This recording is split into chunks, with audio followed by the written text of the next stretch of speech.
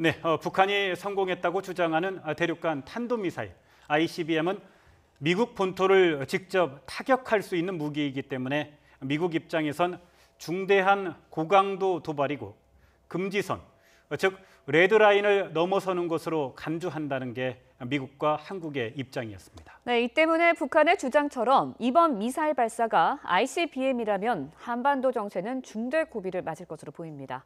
김주한 YTN 정치안보 전문기자와 함께 자세한 이야기 나눠보도록 하겠습니다. 안녕하세요. 네, 안녕하세요. 먼저 북한이 오늘 ICBM 시험 발사에 성공했다 이렇게 주장을 했는데요. 오늘 그 성능부터 먼저 좀 간단하게 정리를 해볼까요? 일단 뭐 정확한 관련 사진을 11장을 공개를 했는데 예. 액체 연료로 사용한다라는 것이 다시 한번 확인이 됐고요. 불꽃 모양이 이 촛불 형태로 돼 있죠. 그런데 여러 가지 이유 중에 새로운 형태의 미사일이었다. 그리고 북한의 주장대로 930km의 비행을 했고 최고 정점 고도라는 건 이게 올라가서 더 올라가지 못하고 낙하할 수 있는 그 순간적으로 머무를 수 있는 걸 정점 고도라고 하는데 2,802km 올라갔다고 그러는데 당초 북한이 발표하기 전에 이제 합참 관계자들에게 취재를 해보면은 5월 14일 날 화성 12형 발사했을 때 2,111km 올라갔습니다. 그보다 훨씬 많이 올라갔다라고 해서 가장 현지까지 북한이 여러 종류의 탄도미사일을 시험 발사를 했는데 그 중에서 가장 앞선 것이다. 이렇게 현재까지는 평가가 나오고 있는 거죠. 예. 네, 그런가 하면 지금 북한에서는 ICBM 대륙간 탄도미사일 발사에 성공했다 이렇게 주장을 하고 있지만 우리 군 당국에서는 아직 그것을 공식화하지는 않았거든요. 우리 군 당국의 분위기는 어떻습니까? 일단은 굉장히 조심스러운 분위기입니다. 어제가 하루 종일 국방부에 있었는데 조심스러운 분위기 이유 중에 하나가 이것이 이제 여러 가지 컴퓨터 분석하는 기법들이 예. 있다라고 합니다. 그래서 평균 한 보름 정도 걸리는데 그리고 이게 정보 공유 차원에서 우리 혼자 하는 것이 아니라 네. 일본, 미국하고 공조하는 부분도 있고 이런 부분에서 한 보름 어간에 발표를 한다라고 하겠지만은 실제 보름 후에 이 부분에 대해서 상세히 발표할지 여부는 좀 그때 또 가봐야 할 것 같습니다. 예. 네. 보름 정도면 우리 군 당국의 분석이 나올 거라 이렇게 네. 말씀을 해주셨는데요.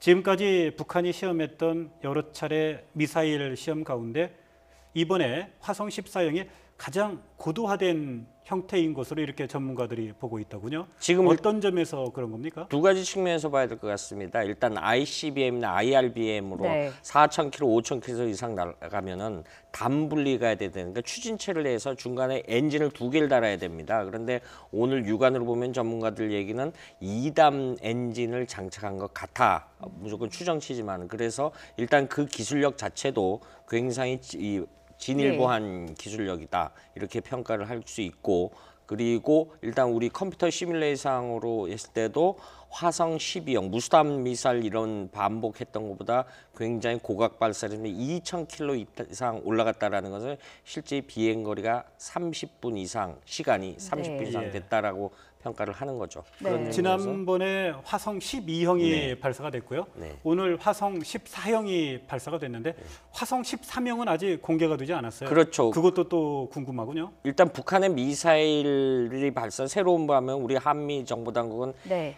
KN이라 그래서 이렇게 일련 넘버 번호를 붙입니다. 예. 그런데 북한은 자기들이 화성 전략군이라는 표현을 씁니다. 북한은 그 화성이라는 명칭을 탄도미사일에 쭉 붙여 오고 있습니다. 그런데 오늘 14형이라고 했는데 중간에 건너뛰었어요. 네. 그러니까 단순하게 예. 생각하면 이 형태가 사실은 그 정보당국에서 또 다른 북한이 자체 개발한 새로운 유형의 미사일이 있지 않겠느냐. 근데 오늘 얼핏 보면은 저 모양새가 과거 러시아에서 개발했던 그 플로토라는 그 미사일 종류가 있습니다. 예. 그거 네. 그 굉장히 흡사하다. 그래서 일각에서는 그거를 역설계를 해서 예. 저런 형태의 미사일을 만들지 않았겠느냐 이런 주장도 나오고 있습니다. 예, 네, 그렇군요. 북한의 주장은 지금 ICBM이다라고 주장을 하고 있는데 대륙간 탄도미사일의 가능성이 있다면 지금 북한이 7번째로 대륙간 탄도미사일을 보유한 국가가 된다고 봐야 할까요?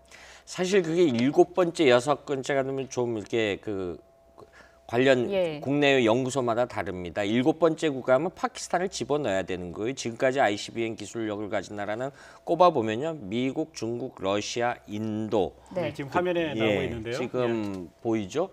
근데 프랑스도 있고 그런데 지난 1월에 좀 이상한 현상이 있었습니다. 파키스탄이 라아드라는 순항 미사일을 발사했는데 이 사거리가 한 4,000km 나갔습니다. 근데 네. 인도가 인도하고 영국의 제인 영감이 ICBM이라고 발표를 했어요. 네. 그럼 파키스탄이 포함되면은 북한이 자동적으로 7번째 나라가 되고요. 이걸 뭐 공식으로 국가기구로 인정하거나 이런 건 없습니다.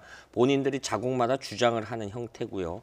그런데 그것이 범주 밖으로 하면 6번째 국가가 되는 그런 형태가 되는 거죠. 예. 네. 사실 뭐 북한이 ICBM 성공 발사에 시험 발사에 성공했다라고 주장을 하고 있을 뿐이지 그게 실제 ICBM인지 여부는 아직 우리 군 당국의 결과가 나와봐야 알 수 있는 문제겠죠. 네. 예. 한미 정상회담이 끝난 지 며칠 되지 않았고요. G20 정상회담도 예정이 돼 있고요. 때마침 7월 4일 오늘이 미국의 독립기념일이지 않습니까? 북한이 오늘을 이렇게 도발 디데이로 삼은 좀 특별한 이유가 있을까요? 지금 여러 가지 기후 조건을 봐야 되겠지만 그 김정은의 친필 명령서를 사진 한 장에 오늘 공개되지 않습니까? 예. 그 날짜를 가만히 보면은 7월 3일입니다. 네. 예. 7월 라면은 북한으로서는 굉장히 중요한 날입니다. 전략군절이라 그래서 1997년부터 북한은 전략 로켓군을 만들었습니다. 6회 공군 다음에 제4군으로요. 그런데 이거를 확대 개념을 하면서 7월 3일 전략군 창건 기념일로 지정을 네. 했습니다.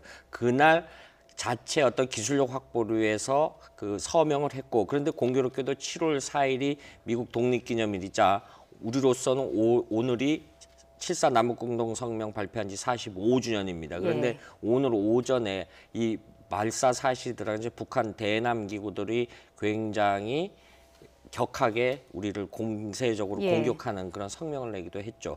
그러니까 역설적으로 우리 문재인 대통령이 G20 회담에 참석하기 위해서 내일 출국하지 않습니까? 여러 가지 결과론적으로 이런 부분에 있어서 좀 네. 상황 여건이 맞아떨어지지 않냐 이렇게 해석들을 하는 거죠. 예. 네, 여러 가지 아무래도 노림수가 있었겠죠. 네, 예. 아무래도 우리나라 미국에서는 이제까지 레드라인, 그러니까 뭐 핵 6차 핵실험과 ICBM을 실험하는 것을 레드라인으로 삼고 넘지 말라라고 경고를 해오고 있었거든요. 그런데 지금 이런 상황에서 북한이 이렇게 도발을 하는 이유는 아무래도 어떤 이유에서 이렇다고 봐야 할까요? 두 가지 측면이 있다라고 봅니다. 그러니까 자기들의 몸값을 올려서 보상값을 훨씬 많이 받아들이니까 지금 문재인 대통령의 2단계 북핵 그 해법 중에 하나가 단계별로 어떤 북한이 상응하는 결과물을 내면 거기에 대한 어떤 일종의 선물을 주겠다라는 뉘앙스를 이번 미국에서도 말씀을 하셨거든요. 예. 그런데 이런 거에 대한 어떤 과거의 협상력을 높이기 위한 수단 이런 주장이 하나 있고요. 두 번째는 그런 협상력을 높이는 건 아버지 김정일 시대 때 실제 그런 효과를 봤습니다. 그런데 예. 김정은 체제와에서는 좀 상황이 다르지 않았냐라는 주장도 있습니다. 북한이 굉장히 작년 7차 당대회 때부터 중요하게 봐야 될 것이 동방의 핵 강대국이라는 표현을 쓰기 시작했습니다. 네. 이거는 자기들이 핵 보유 주체국으로서 주도권을 해서 정권의 영속성을 가지기 위한 것이지 단순히 그 어떤 카드를 주면은 네. 우리가 포기하겠다 이거지 아니지 않느냐라는 주장이 양립하고 있는 상황입니다. 예, 대화는 하겠지만 핵 보유 문제에 대해서는 협상의 대상이 아니다라는 네. 게 이제 북한의 주장인 거죠. 네. 북한이 이렇게 핵과 미사일 도발을 끊임없이 하면서 오늘은 이제 ICBM까지 성공했다 이렇게 주장을 하고 있는데요. 지금 상황에서 본다면 북한이 자신들이 공언했던 목표에 어느 정도 도달하지 않았느냐. 그렇게 된다면 북한이 중장기적으로 대화 테이블에 나설 가능성도 있다라는 그 관측을 하는 전문가들도 있거든요. 대화 테이블에 나오는 것은 그 북한으로서 오늘 성명에서도 예. 있고 보면은 이 핵 문제 관련해서 손을 대지 말고 대화를 하자라는 거요. 예, 근데 핵을 사실은 제외한 대화를 하자는 거죠. 예, 예. 그리고 핵을 인정을 하라는 거거든요. 그리고 나머지 일반 재래식 무기 군축을 하자라는 건데 한미 당국에서는 이런 부분을 역시 용인을 못하는 부분이죠. 그래서 사실 접점을 찾기, 절충점을 찾기가 갈수록 어려워지는 상황이 되는 것 같습니다. 지금. 예. 네, 알겠습니다. 예. 마지막으로요. 미국이 인정했지만요. 지금 상황에서 북한에 대한 가장 큰 영향력을 가진 나라 중국입니다. 네. 중국의 대북 압박에 대해서 미국도 굉장히 강조를 했고요. 그동안 중국의 태도 바뀔 수 있을까요? 안 바뀐다고 봅니다. 근본적으로. 왜냐하면은 중국으로서는 북한이 가지는 지정학적 가치가 우리보다 상상하기는 굉장히 어렵습니다. 네. 비견에서 설명을 드리면요. 우리가 한미가 한반도 주도의 저 평화 통일을 해서 두만강 압록강에 미군이 주둔하는 상황이 오면은 중국의 국방비가 지금으로부터 50% 이상 늘어난다라는 연구 보고서들이 있습니다. 예. 중국으로서는 원치 않은 거죠. 그래서 이런 북한을 어느 정도 봐주는 상황, 그러니까 역설적으로 약자의 힘이라 그러는데 그 중국이 봐주는 틈새에서 북한은 마음대로 이런 행동을 하는 거죠. 그런데 이것이 가능하게 중국이 압박을 하려면은 미중 관계가 좋아야 됩니다. 그런데 예. 며칠 전부터 대만에 대한 14억 달러 무기 재판매 승인 네. 다시 미중 관계가 냉각기로 접어드는 거 아니냐 이런 측면이 있기 때문에 굉장히 좀 어려운 국면으로 가지 않느냐. 그래서 이번 G20 회담에서 7월 8일 문재인 대통령과 시진핑 주석과의 네. 단독 회담 이런 내용들이 굉장히 중차대하다고 이렇게 전망들을 예. 하는 거죠. 네, 북한이 어찌됐든지 간에 핵과 미사일이라는 외줄타기를 하면서 벼랑 끝까지 온 것 같습니다. 네. 예. 김주환 YTN 정치안보 전문기자와 함께 이야기 나눴습니다. 오늘 말씀 감사드립니다. 네, 고맙습니다.